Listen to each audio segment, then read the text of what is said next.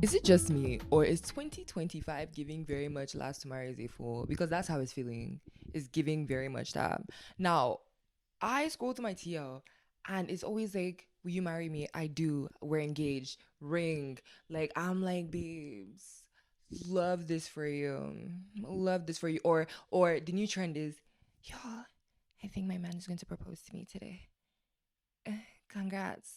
Like, I don't know, like I've never ever like felt any type of way. Like, good for y'all. Like, y'all found each other in this very scary space and y'all found each other and y'all want to get married. Love that for y'all. But I think it has not become a concern for my family that everybody is worried that I am at the ripe old age of 26 and there is no man, there is no prospects. My grandmother called me the other day talking about oh, Biani, there's this church event I want you to go to. Is for single people. My mother, every conversation that we have is, Biani, let me hook you up with one of my friend's sons. Or, Biani, like, are we talking to anybody now? And I love that they worry. But babes, like, finding a man right now is not my priority. I can barely take care of myself. And I'm such a firm believer that, like, it would be very unfair to get into a relationship when both of you are not ready to be in a relationship. Mind you, I pray for my future husband. Like, every day I'm praying for this man. I'm like, Lord Jesus, bless this man, help this man figure out himself so that when he comes to me, he will be ready. And I also pray for myself. I'm like, Lord, like, when my future man comes to me, I will be ready to receive him, because I just feel like I'm at the point where I don't think I'm like ready to give up or be vulnerable, or because to be in a relationship is such a huge thing. I'm so sorry. Like, to be, like, people love to downplay relationships, but to be in somebody else's space for a long period of time is a lot. Like, I like to have my own space. I like to be by myself, and just to have somebody like to cater to. I'm in a state, or I'm in a stage of my life right now where I'm just like, let me lock in. Like, I want to have my own shit going on for myself before I meet somebody. But this is my plans, right? I never know like what God's plans are, nothing like that. But it's just thinking about the reality of actually being in a relationship with somebody else. Like, just think about it for a second. You are supposed to love this person. Only God knows what love means. But you're supposed to love this person. You're supposed to actually be nice to this person at all times. You're supposed to allow this person piss you off and still love them regardless. And this person is not your blood. Huh? I mean, that's just like my thing right now. I just feel like being in relationships right now is not my forte. If it happens, it happens. But yeah, I be telling my mom and my dad, not my mom, like, because we have conversations about, like, relationships and getting relationships and boy drama. I talk to my mom about all of that. And she's like, Biani, I think you're too picky. And I think I'm not picky enough. Because have you seen the state of the dating scene in general? Now, have you seen the state of dating here as a returnee moving back home? The caliber of men that I'm supposed to say I want to be in love with and be my man and love. Have you heard the stories? I'm scared. I'm so scared. The horror stories, you don't give a nigga your number and this nigga beats you up. You don't want to talk to a man and he gangs up on you and pours acid on you. Or he chops you. Have you heard you are dating a man and he's chopping you up? Babe, chopping you up and say he's using you for juju. They're still doing juju in 2025. Ladies and gentlemen, I'm very much terrified. I would rather, right now, I will just very much focus on myself. I will, yeah, I'm scared, like dead ass. I'm scared. And this is not to say that the caliber of men in the overseas were any better, because those ones are too sassy. I'm sorry. They're arguing on who is sassier. And the problem with me is there cannot be two sassy people in this relationship, babes. I'm so sorry. You don't want to talk to me. You're trying to see who's going to pick up first, who's going to call first. My darling, you will be excused from the line. You will be very much excused from the line. I wouldn't say that there's much of a difference. There is. But there isn't much of a difference when it comes to like dating. But like dating as a returnee who has experienced life globally and then moving back and trying to say, I'm navigating this here. I sound ridiculous. I immediately know how to spot like a local man, like a man who has never like lived outside of his country, dude. Like, okay, first thing is their way of thinking. There's certain things like I feel like I'm very, very understanding of people and their thoughts and opinions. Like I 100% respect people's thoughts and opinions. I may not agree with your thoughts and opinions, but you know what? You came to this conclusion and I'm going to respect you. But there is a certain way of thinking that I know 100% this man has lived in Nigeria his whole life. He's never traveled abroad. He doesn't know the realities of what is actually going on. Okay? That's my number one thing. I think that's like my biggest. And I have this way of like, I don't know. I don't know how to put it. Like, I just know that you, my sir, have never experienced a woman from the outsides of this city that you've been in. Right. My second thing is, I think for me, it's really just the little things. Like, there's certain conversations I hear where, like, about the cooking thing, even besides the cooking thing, like, little things like, oh, let's talk about our emotions. Or I know, like, most men don't like talking about their emotions, but, like, some men are open to therapy. They're open to just, like, having, like, deep conversations about, oh, I don't like what you're doing. I don't like how you're acting.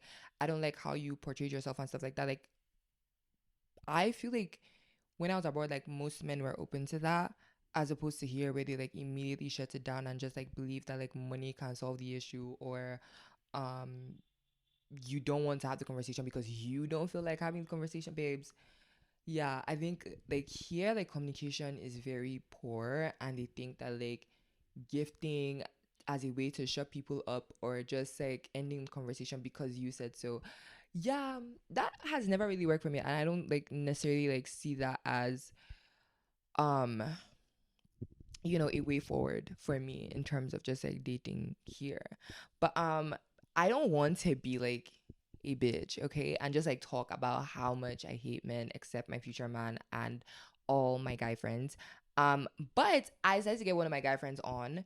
Not necessarily on, I had him like record a voice note so that we can hear the men's perspective of things. He's a returnee. He lived in Dallas for most of his life. Well, not most of his life, but he's lived in Dallas for a minute, right? So he had a little some thoughts when it comes to dating. I mean, he's also here in Nigeria with me, and this is his experience on dating and just his POV of dating. So I'm going to play it out, and yeah, let's get right into it. All right, so I'll try to answer this in like four different parts. The first one being how my dating scene compared to being in the US. Second one being what I like about dating in Lagos, love and hates. Then third one, what are the expectations for, what are some expectations people have or maybe in a returnee in the dating scene.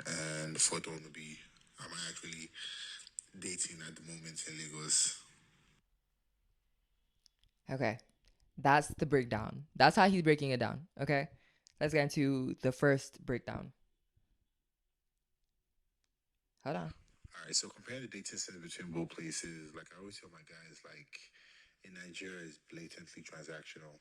In True. in the US, so I lived in Dallas. You see someone you're feeling, you guys talk, you walk up to her, you approach her, you talk, you'll, exchange contacts, and the next day or, a couple of days after, you guys go on a date, and it's pretty calm still.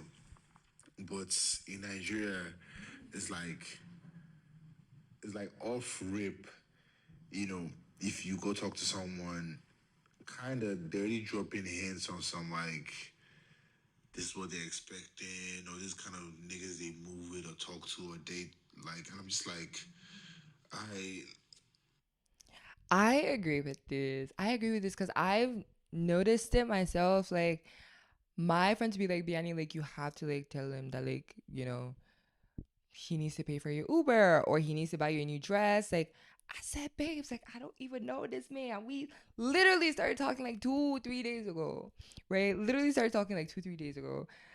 But also, like, I'm a little bit of a nice girl. And I worry about people. But moving on. like for me, it's just thinking like, all right, even if we're to go the route of, oh, you need someone that financially takes care of you and everything. The question is like, do you really like the guy as a person, or Or do just what he can you? provide? Yeah. I'm Nigerian. Me personally, I believe, taking care of your babes, taking care of your, who you're talking to and stuff. I believe in all that here. But in Nigeria, it's too blatantly obvious. Like, that's what everybody wants. It's just transactional. Like, okay, so I guess the next rich person that comes, you just, talk to that person, and it's just like, yeah. And for me, I also, Okay, so this one, I've also experienced this because I like had conversations with people where I will see like what they're dating, and then they would be like, yeah, but like he might be ugly, but at least like he's paying my bills, and like I like you actually don't love them. And then there's this like slang of like who who needs love? Like who needs, like, is it who needs love, or like is love going to pay the bills? Which 100% I agree. Like, obviously, you do shit for the plot and let your man take care of you 100%. But it's also like people with be with people that they actually don't like for like years. And I'm like, you know what? I'm a very firm believer that, like, okay, if we're going to go the route of like love doesn't pay the bills, I respect it. But like, are you just sitting down and like having him pay the bills, or like are you using him to kind of level up yourself? Like, even if you don't like him and yes, he's paying your bills and he's doing all the things that he needs to do to show you that he loves you, what are you doing to elevate yourself? You know, like if that's the route you're trying to take, like why are you in a relationship with a man that you don't genuinely love for 5 6 years and you've not done anything, you haven't like taken off nothing? Baby, stand up. Stand up. Stand up, please. yeah. So for me, another thing is like, I'm talking to someone. I don't like the idea where, let's say another my guy tried to talk to her, someone else tried to talk to her, like they would easily be able to talk to her. And in my mind, I'm just like, what, all different people, all different vibes. But in Yeah. Nigeria, it's just one of those, damn, I mean, if you and your friend, are well to do and can take care of her, there's a high chance she would go for either of you guys just because, either kid she's being taken care of, monetary wise. And I'm just like, nah, like people don't really love, not love, There's but no love in really Lagos. like you for who you are as much. In Lagos, it's just more what you can offer. So I Okay. mean that kind of ties into both the first and the second one, dating here versus dating abroad. Abroad, is more natural, it flows. Yeah. But here it's just transactional. In some cases, some people might like that. Just tell me what you want, I tell you what you want. No beating around the bush. So I mean, I guess it just depends on who you're asking. But for me, it's just I hate that it's just blatantly transactional, and there's like pros and cons with dating here in Lagos. Another thing I've noticed is people who try to talk to the same people in the same friend groups. I don't know how I've that works. I've not heard about that. Like one That's day, weird, right? like a guy could talk to a girl, and the next day just like next person in the friend group. I'm just like damn, like don't you? Isn't there a vibe that drew you to that first person in the first Yeah. place? Like, Money, but maybe. in Lagos, I don't know. Dating, it's just weird to me. Money, maybe. I've not heard about that one where like you're dating different people in the friend group. I've not heard about that. But I've seen it though. Maybe like a guy would try and come and talk to me, and then I'm not interested, and he'll go and talk to my friend. And my friend is not stupid. She's like, nigga, I just saw you talking to my girl. Like, why would you think? Okay, I didn't know that happened with guys. Okay. Okay. But let's listen. Which brings me to the question: am I dating in Lagos right now? I don't believe I am. I mean, if I see someone on a night out and the vibes are right, Yeah. we'll go to the club, we'll dance together and everything, but we don't have to share contacts, we don't have to share information. I just go home and keep living. So I don't really consider myself dating. Personally, I tell people I'm not looking for anything right now. If something happens, it happens. I wouldn't be against it, but I'm just not Right. looking. I'm perfectly content with being single, especially seeing how the dating scene is in Lagos. I'm Exactly. perfectly content especially as a returnee. I think it's the same way. It's the same way like all these legal policemen when they stop you, or all this like when like street boys see you driving somewhere and they immediately hail you like alpha. They when they hear your accent or see the way you're dressing, they even it's like steez profiling.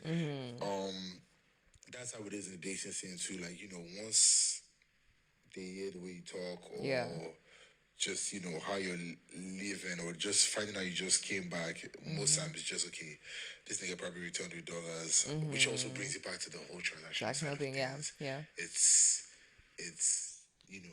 I think Nigeria, even outside dating scene, is mostly transactional. Everybody just wants to get off one thing from another person. So dating scene too, once they hear your accent or how you're talking or you just move back, it's just okay. Yeah. This nigga can probably take care of me Yeah. because he probably has dollars or something. Yeah. Okay, so that's like one of my guy friends' point of view of like dating, which honestly I agree with. I do feel like everything in Nigeria in general is kind of transactional. It's more so like, what can I get from this person? Like, um how can I get the most use out of this person? Which honestly, like when you look at it and like just like how Nigeria is, like I understand it from like that point of view.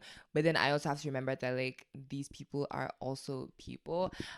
With the part where he said like Steve's profiling, where he was like, oh, like they just like they hear an accent and then they just assume, like I know we've spoken about like they hear an accent, they assume you have money or that you can provide for them and stuff like that. With girls here, how it is or how I've experienced it is just like, first thing is like when a guy approaches me or we meet at a club, one thing I hate when people approach me in the club, like I hate to say, like I just want to vibe with you. Like when I go to the club, I'm going there to forget my problems. I'm not going there to go and start making friends. Like I'm so sorry, like I'm actually like the music is too loud for us to be having conversations about anything, to be honest. But I went to the club this one time and I had I was partying and then this one guy tapped me, which honestly, like, oh please. You see, I feel like my future man, God is going to definitely like punch me in the face and be like, this is man is yours. Like because just men in general are just like ill. Like I'm so sorry, like ill. But he tapped me. He's like, hey, what is your name? I'm so and so. I'm like, okay. Look at him. I'm like, not really interested, not really my type of person, but what does he have to say? So he was like, oh, what's my name? Biani. I was like, wow, typical.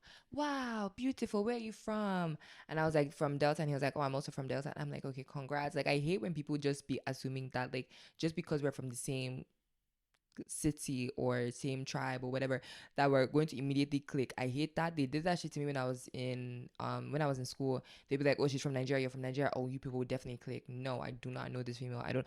But anyways, he was trying to talk to me. He's like, oh, like you sound like you have an accent, like I want to get to know you, I want to get to know you. And I'm like, bro, like what do you want to get to know about me? Like I genuinely want to know, like, what is the purpose? Do you know? And he's like, no, I really like love your accent. You look like a babe. I said I can't take care of. I said, baby, can you really take care of me?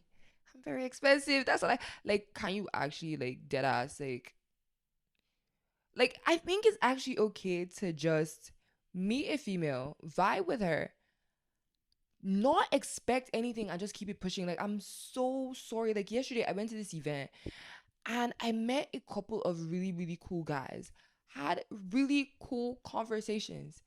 We didn't need to further the conversation or be like, look, eye me up and down. Anyway, there's nothing to eye up and down because I have no ass, I have no titties. But like, I'm funny, but but we had like a really, really good conversation. Nothing that was awkward, weird. Like I've had interactions, like me and my friends have had interactions where this one guy came up to us, he's talking about some, like I was telling my friend, he was like, oh, I've seen you before. Why would you start a conversation like that? You've seen me. No, you haven't. We don't be in the same circle, sir. So you have not seen me before. And he was like, no, I have seen you. This your body. I've seen it somewhere in VI. Nigga, I don't even be in VI. Now you're here looking ridiculous. Because what do you mean you've seen me in VI? Be so for real. Please.